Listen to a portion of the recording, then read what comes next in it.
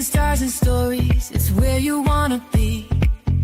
From celebs to entrepreneurs, she's got the scoop. Community and entertainment, she's in the loop.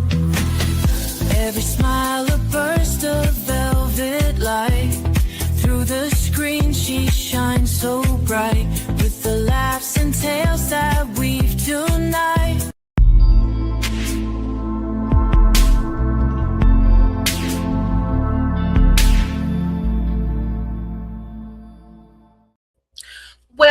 Well, welcome to another episode of SKST Radio, and you tuned into the Cammie Grayson Show. I'm Cammie Grayson, your host, and I am so excited. I have a new special friend. I think I met him a couple of months ago, and if y'all saw the interview that this guy did on myself and Beats by Bro and Street Grind Entertainment, you'll know who this guy really is, this icon really is. But he goes by the name of Cap.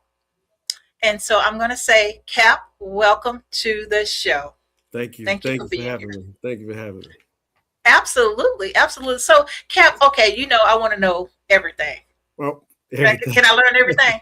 You can do that. Hey, I'm pretty transparent. I'm pretty transparent at times. Are you really? Yeah, no. yeah. You did hear me? I said, yeah, no. Yeah, no. I got to yell, yeah, but no type thing. Yeah, huh? But no. Yeah. Okay, so tell people who you are and what you do. Okay. My name, I go by Cap, like she just said. I'm located out of Oklahoma City, Oklahoma. Been doing music for the last 25 to 30 years. Run my own professional recording studio. So I am a studio owner / producer first, then engineer second, then musician third, and then artist is way down the line. So that'll probably be like the fourth line right there. So I'm kind of all of those jobs rolled into one. Wow. Yeah. So wait a minute. So you do all this by yourself, or do you have a team? I do it all by myself. Oh my gosh. Yeah. So how did you get started? Well, I got started. I like my bio said, I started rapping, in high school, and that's when hip hop was just rolling in, and that was in the late 80s. And then I was like, oh, okay, I can do this. And, they tell you nothing about the game, how to get into it, just all of the good stuff, right? And so my whole journey led me to this journey that I'm in presently, and so I know that sounds like a quantum leap, but it's not. First, you start rapping and you do the shows and you're trying to get signed, and then you look up and you go, wait a minute, these guys ain't really making that type of money, you know what I mean, that I want or I like, unless you hit it big, you know what I mean, and so. I was everywhere, I was in New York, I was in Cali, I was in Atlanta, I was in Denver, I was in Houston, I was in Dallas, I was everywhere. And, then one day I kind of woke up and I said, instead of chasing it, let me start selling it. And so I started selling my services, and then that flipped the light switch, and then everything just kind of changed at that moment right there. So that's when things started kind of moving. And then, after a while, then I said, well, you know what? I might as well go full fledged with it. I can't wait till I'm 60. You know what I mean? So I said, let me just go and go. And I took the leap of faith, and I'm here. And that's what I want to talk about. I want to talk about that leap of faith. Okay. First of all, tell us about the type of people you worked with when you got started, the type of different people when you first started. Okay. When I first got started, my classmate, he actually got signed to Queen Latifah record label, Flavor Unit Records, from back in the day. And, we was working prior to him leaving to New York, and he, everybody says, hey, when I'm making, I'm gonna send for you, I'm gonna come get you. Everybody say that, right? And and then out the blue, maybe like 2 years or a year and a half after he was gone, he just calls me out the blue. He goes, yo, about to sign with Queen Latifah, yada, yada, yada. And I was like, what? I was like, nah, I thought he was lying. And he was like, nah, this is facts. And he was like, look, I want your whole group, because I was with a group at that particular time. And he's like, I want your whole group to come and a couple of other guys from the city to come. And he said, look, you're in charge. You're the captain. That's where CAP come from. You're the captain and you're in charge. And so you're going to make sure that everybody gets to the airport, get on the plane and get here. But when we're done recording the songs, I'm going to send everybody back, but you're going to stay. And I was like, huh? What do you mean? yeah. He was like, yeah, you're going to stay. I was like, well, what I'm going to do? He was like, you want to get into business, right? I was like, yeah. And he was like, well, this is it right here. I said, oh, okay. I said, well, what do I do for bread? Like, I got to get a job or something? He said, you get a job, stay at the house. I'll send you back home if you want to get a job. He's like, nah, your job is the music. That's what you're going to be doing. And I said, oh, okay, cool. So I moved up to New York. And by the way, that's when I had found out that I was expecting my first child. Oh, no. Oh, yeah. I'm still in hot water for that shit, but, you know. But you know, that's how to go, because I did not want to live with regrets, saying what coulda, shoulda, or what if I did or if I didn't. Right. So I said, well, you know, I was still hella young. I was 24. Yeah, I was 24 years old. And so I said, well, I'm gonna go. You know, I'm gonna thug it out. So, and that's exactly what it was. I think it was like 18 of us in a 2-bedroom apartment. The manager, the manager and his wife had one room, and the studio was in the other room. And so it was bodies in the living room. It was bodies on the balcony. If it was summertime, it was bodies. I mean, we slept up under the console of the mixing board in the studio room. So. But if but if you came home late, you did not. You would. I slept in the chair a few times. Yeah. Wow. Yeah, so. But that's you know when you're young, you paying dues. You know, you feel like okay, you know, and you know that's just kind of how it was and stuff. And so to make a long story long, we started going to you know, he would have to go to the company. Go to Flavor Unit, and that's when I started meeting a lot of the artists. The first, you know, few artists that I met was Apache, rest in peace, he's gone now. But then Chip Fu from the Fushnikins, Tretch from Naughty by Nature, just a whole lot of people that was really cool people, you know. And then you know you find out these cats, this is their job, you know, this is what they do, you know. It is no starstruck or nothing like that. Only person I got starstruck was for Queen Latifah, but you know, that was it. I can see that though. You know, she's hot. You know. Yeah, she was hot at the time. I didn't know that the show was recorded in California, not in New York. And so every time my partner was like, "Yo, you want to go to Flavor Unit?" I was like, "Yeah, let's go." You know, because I'm thinking, "Yo, I'm about to meet Queen Latifah." You know, and it was like a whole year before I met Queen Latifah, because she was never at the office because she was living in California at that particular time. Yeah. Gotcha. So now who else have you worked with? Well, like so many stories and stuff. So, okay. So the first major artist that we worked with, or that I, you know, had opportunity working with, was LL Cool J. His attorney was our company's attorney. And our manager woke us up one day and was like, yo, clean the apartment up, because it was all the time, 18 people there, right? And he goes, yo, LL Cool J is coming to the apartment tonight. He wants to do a song with you guys. And I was like, I was the first one leading the charge. I was like, man, LL is not coming here, man. We are living in the hood. I mean, you know, the elevator don't work sometime. You got to use the stairs. You know, I said, LL is not coming here. He came. Wow. Yeah.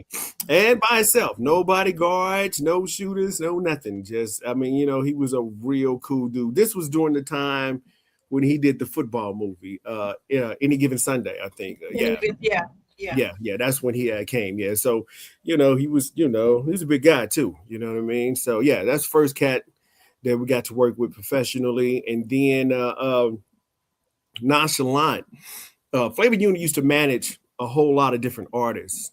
They might have not been signed directly to Flavor Unit Records, but Flavor Unit managed them. So that's your Monica's, your Tretch, them, the Naughty by Nature, Nonchalant. I mean, Fusnickens, all of these people that they had a big roster of people that they managed. So Nonchalant, she's actually from DC, and so we were kind of like the new kids on the block without being little white boys, And so they said, well, hey, let her work with these guys.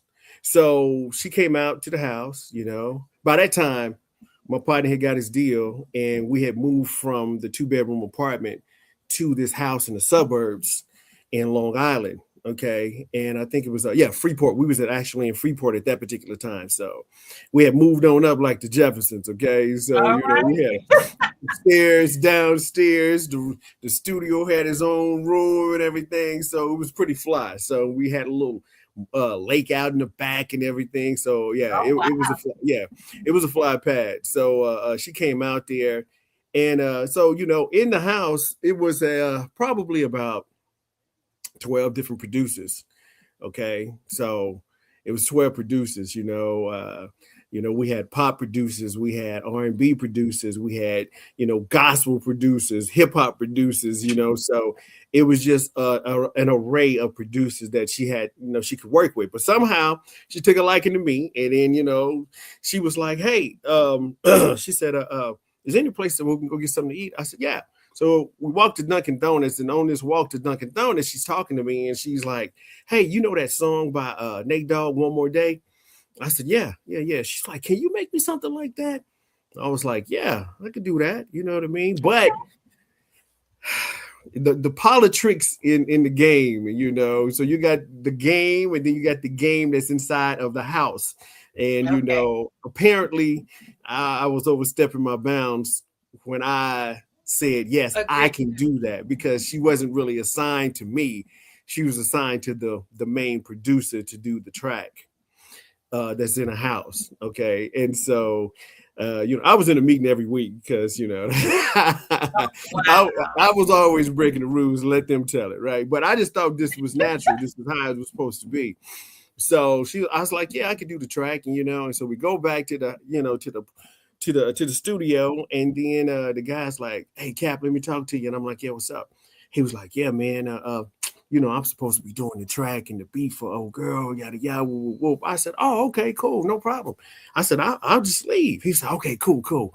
So we dap it up. He goes inside, she goes inside, and I'm getting ready to actually leave from the bottom to go back up to the top. And she goes, "Where you going?" I said, "He's going to produce the track for you, not me." She was like, "Oh no, don't go nowhere." Yeah. You own this track. Yeah, I want you on this track. And I was like, "Oh, okay." And so I ended up playing guitar on the track. So yeah, it was cool. Yeah. Yeah. Well, that's good though. I mean, obviously she liked what she heard and saw, right? Yeah. So yeah. That was cool. So what's the most exciting time that you've had in your music career before you started doing it? Before I started going, just being independent wise? Yeah.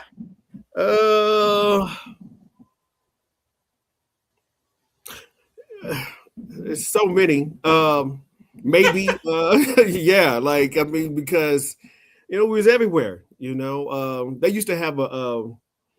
used to have a conference called the How Can I Be Down?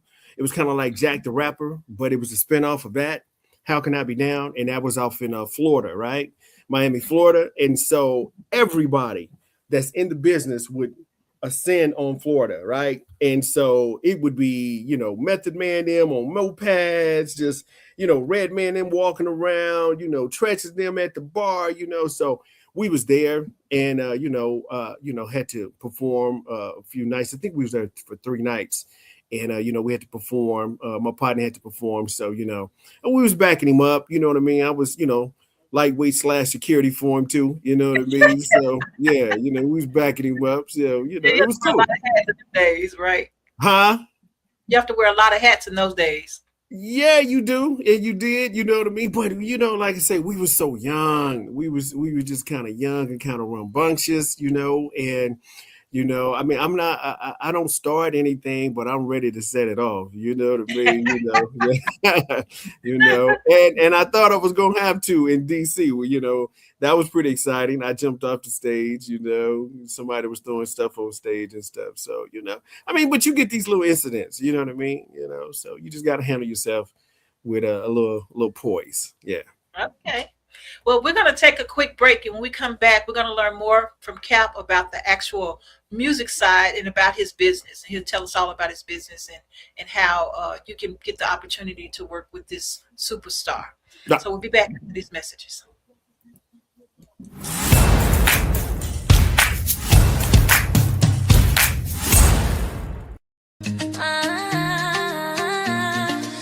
From the heart of the coast where the waves rise high, magazine we lift and amplify stories of love, of strength, of pride, giving back, standing tall side by side.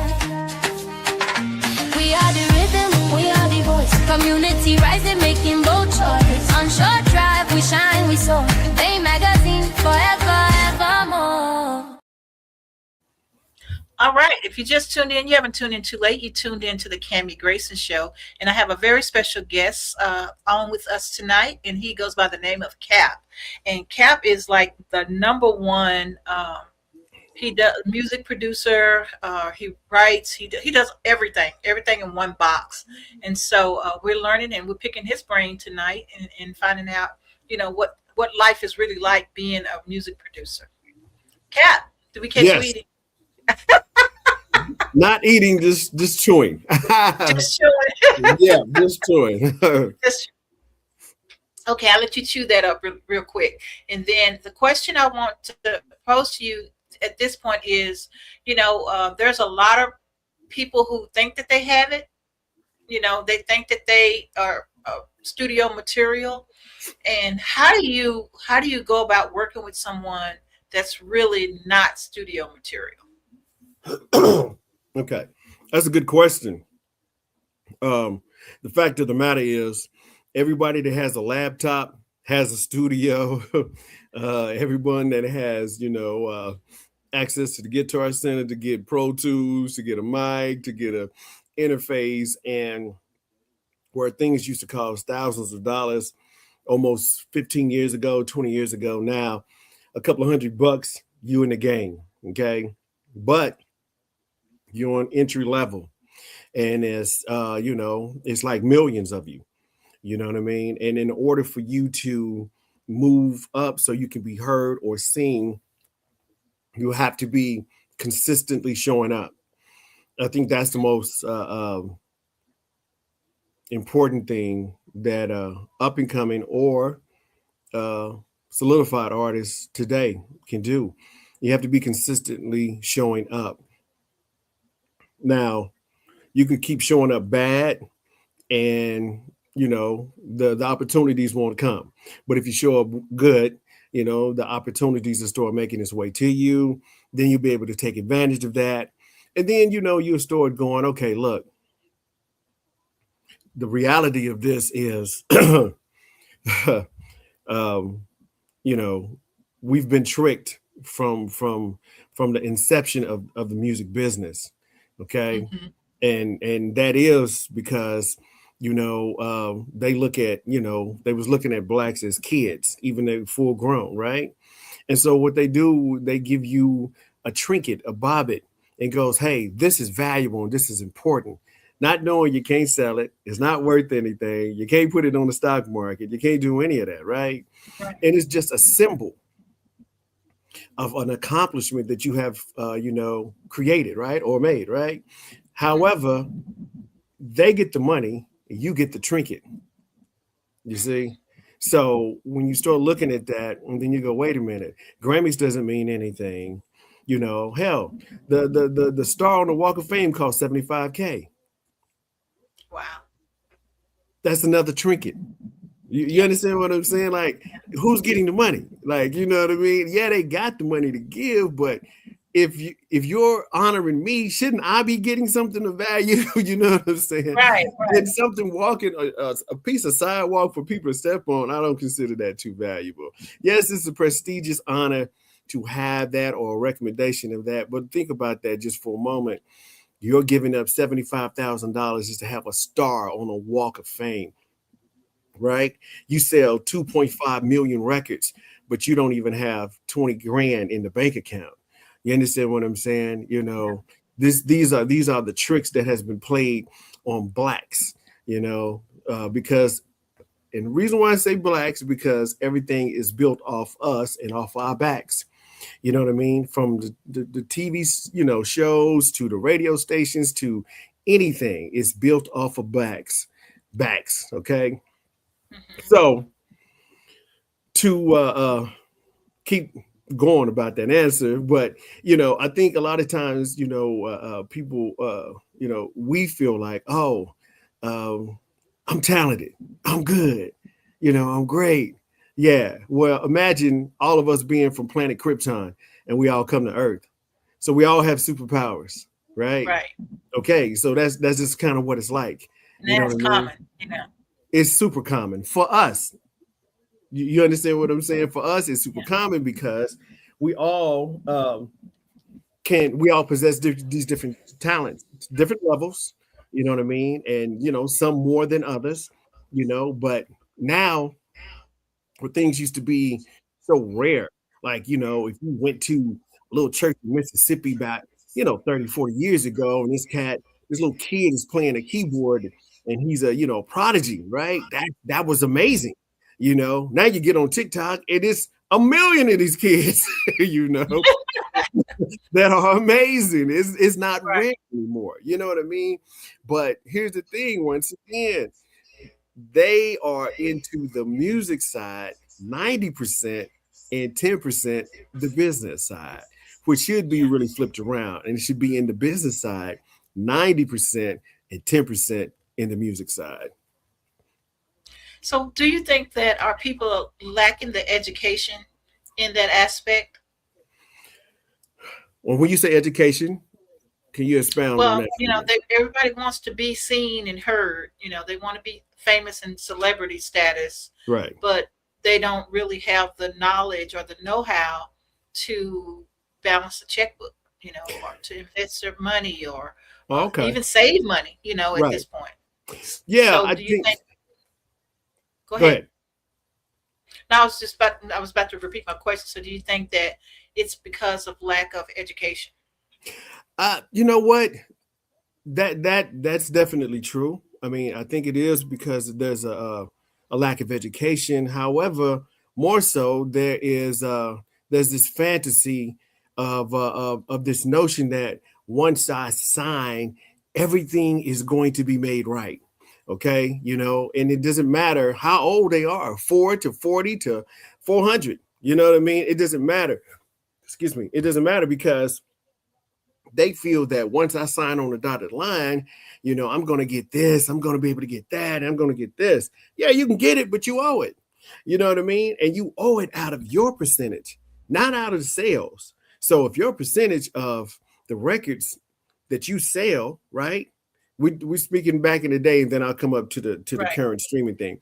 But if you go, okay, well, your percentage is only 12%. Okay, so you only get 12% out of all record sales. Okay, right. So if the album costs $1 million to make, if you had an advancement, see, not a bonus, but an advancement off of your Yeah. future royalties, right? And that was 500,000, right? So that's $1.5 million, right? And then you have to go on tour and you have to get a band, you have to do all that. So let's just say it's an even 2 million, but you pay that back out of your 12%. Right. So after you pay that back out of your 12, you won't, you know, unless you go super duper platinum, which most artists don't the first time, second time, maybe third time. It's rare, but it can happen. It's just this fantasy, you know, about, you know, the checks and balances, about, you know, not knowing that They should know. Nothing's free. Like you Right. know what I mean? Like nothing is free. No one is giving you anything.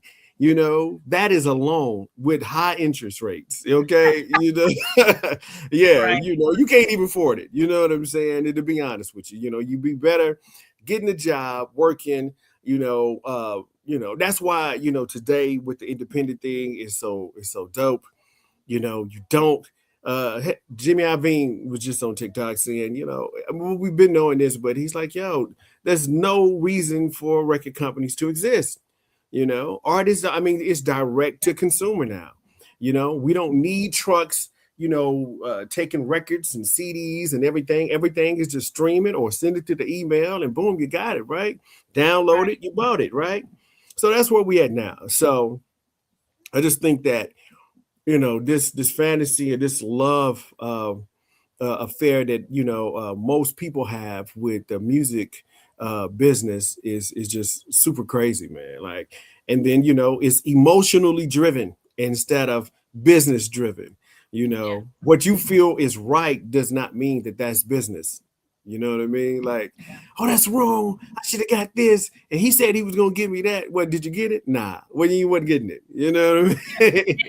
You didn't even get it in writing or verify that it was in writing, This so is that's true. the education part, right? This is true. This is true. See, so business, right? And this is, I always say this to all my people, the process is interchangeable. Okay. But the product is.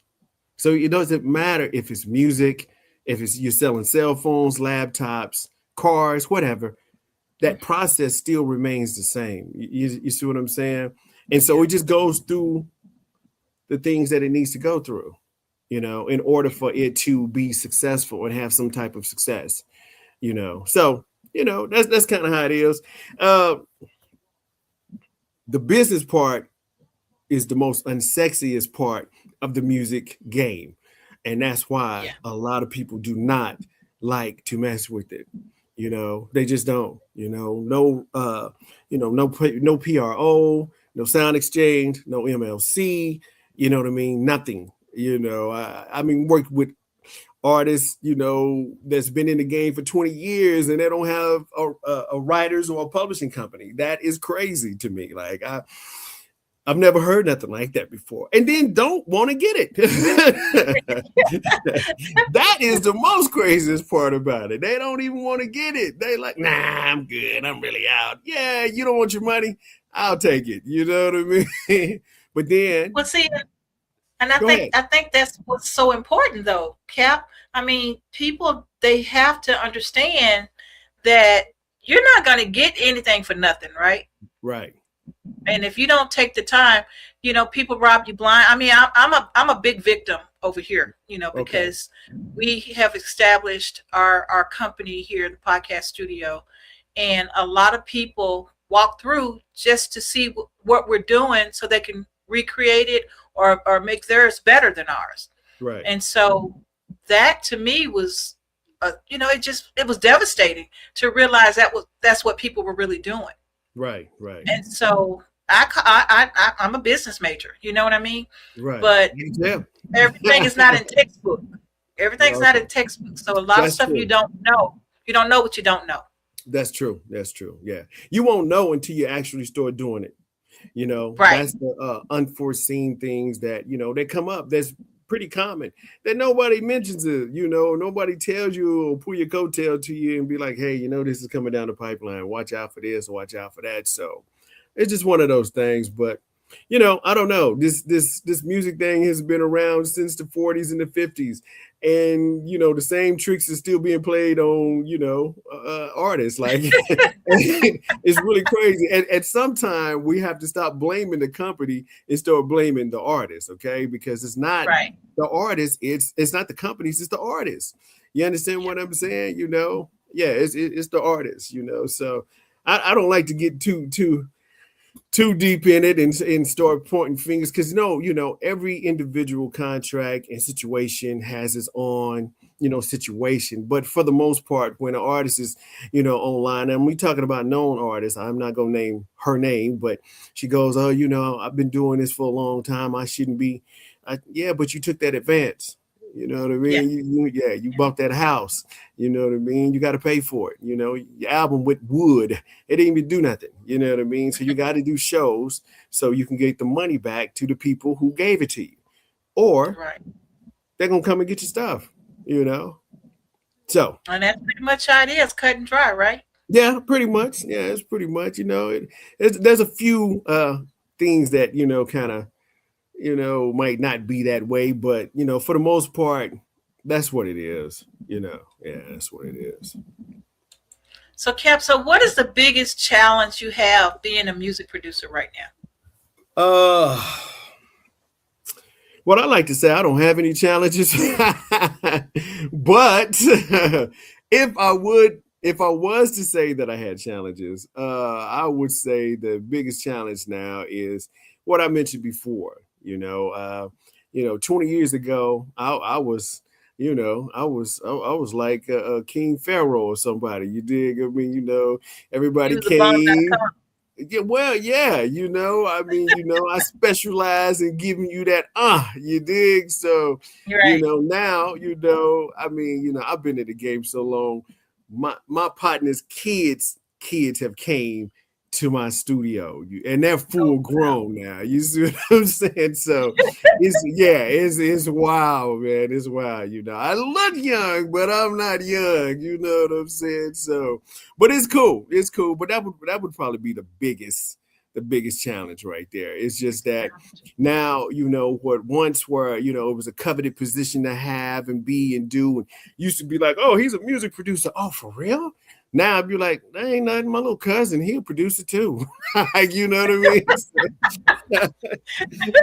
There you go. Yeah, You know what I mean? everybody have titles now, right? Everybody has titles. Everybody has titles. And the funny thing is, they could be telling the truth in this day and time. You used to think cats was lying when they was like, yeah. I used to have a partner.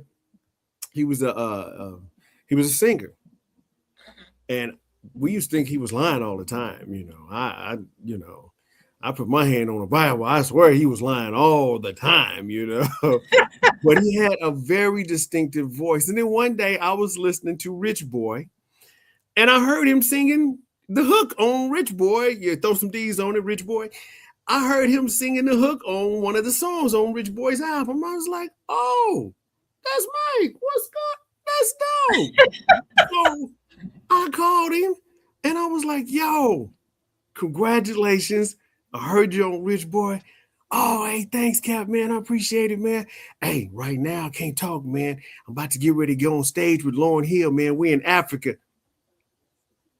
Dude. I thought he was lying in. I thought he was lying in. He wasn't lying. He was on stage. He was in Africa with Lauryn Hill. He was a background singer for Lauryn Hill. So nowadays, when somebody be like, yeah, I just got through talking to such and such, or I worked with such and such, and they could very well be telling the truth now. Yeah. That's the time that we're living in now, in today. So that's really cool. I think that's super cool right there. Yeah, it is.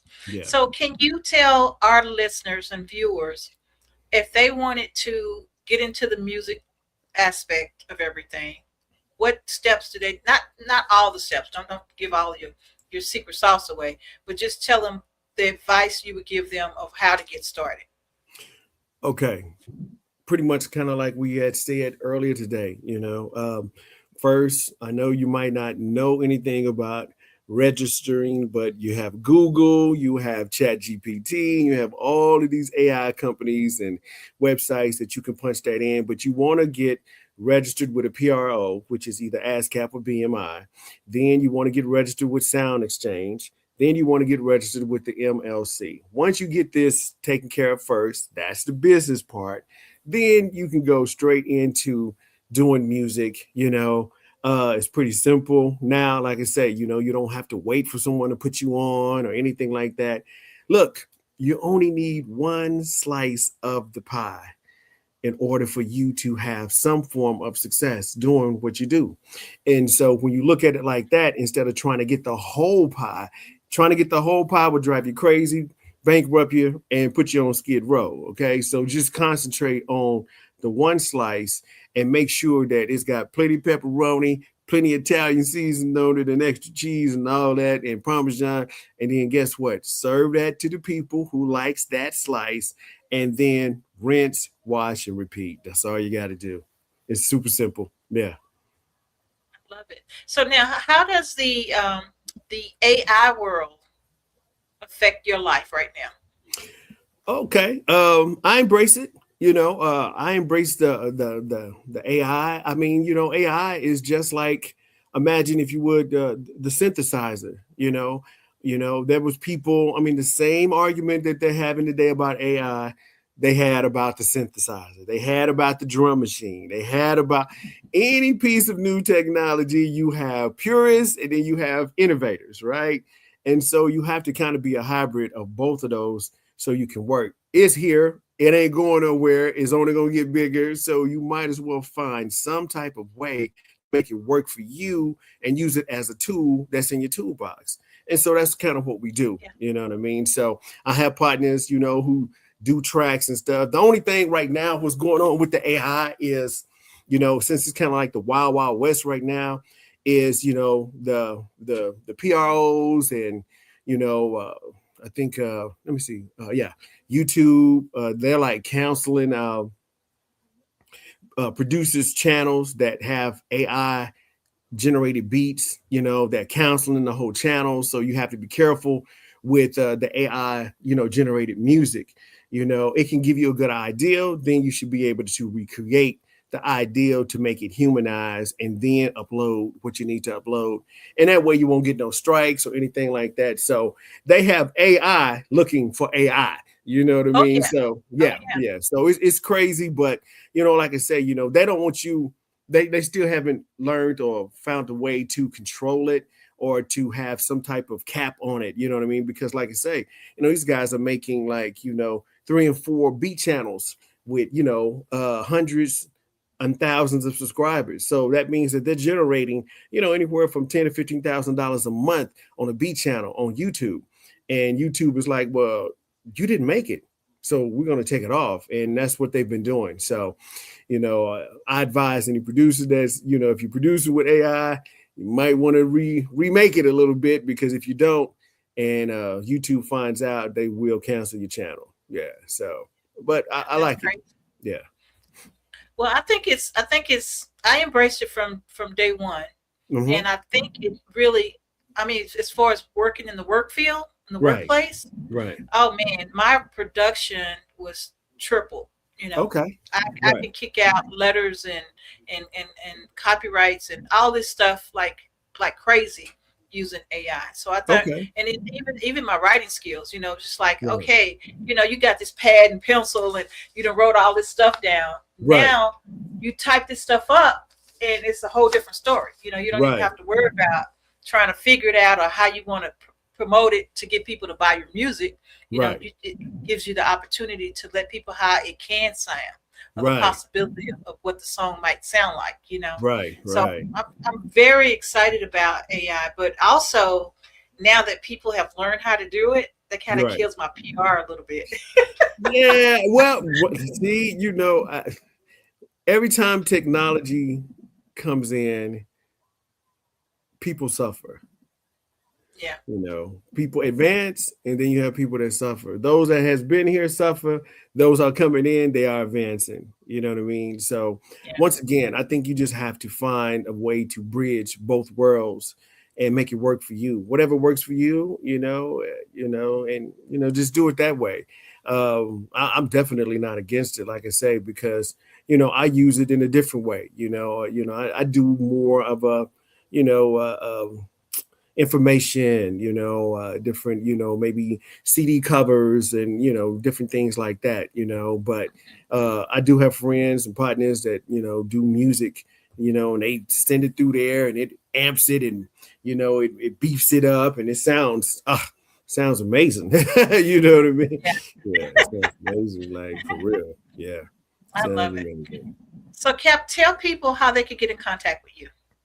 Well, you can get in contact with me. Let's see. You can go to my YouTube channel, which is Dolbybeats 405. You can contact me at, Dolbybeats at gmail.com. That's the email. And, let me see. Yeah, that's probably about it. Yeah, that's it. I have so many different ventures. I'll be digital trapping. You know what I mean? So, but that's how you can get, in contact with me.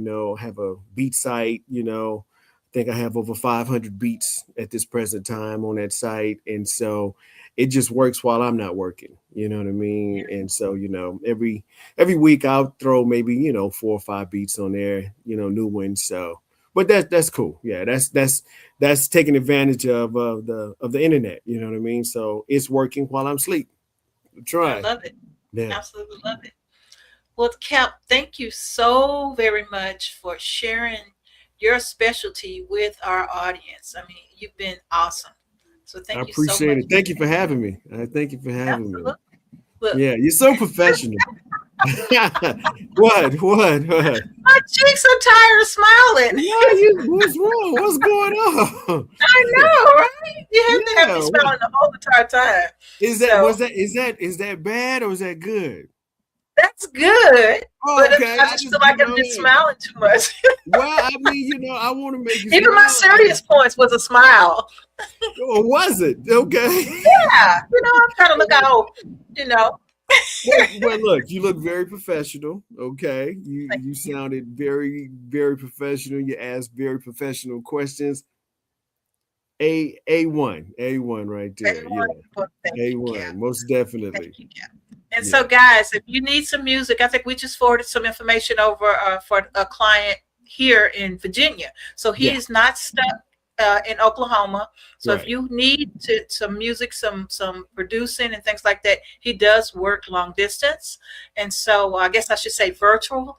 And so if you need anything, if Beats by Bro is can't help you, this is the person who we will be using as our backup. So you'll always have someone with us. We'll always, if we can't in-house it, we'll do a referral, and Cap is our chosen person to do our referrals with. So, that's sweet. Cap, thank you again. Thanks for having me. I appreciate it. Well, thank you. And we want to have you back. So this is not goodbye. This is like okay. Well, make sure you tell Mike Ice and T Nice I said what up and hello. You know what I mean? So I hate I missed him. T Nice is there. Hey, T Nice. And so he can hear you. Oh, okay. That's what's up. So, but they'll go back and look at this as well. So, sounds Cap, good. Thank you again. And you know what? I guess I'll talk to you soon. Okay, I appreciate it. Okay, have a good one. All right. Bye.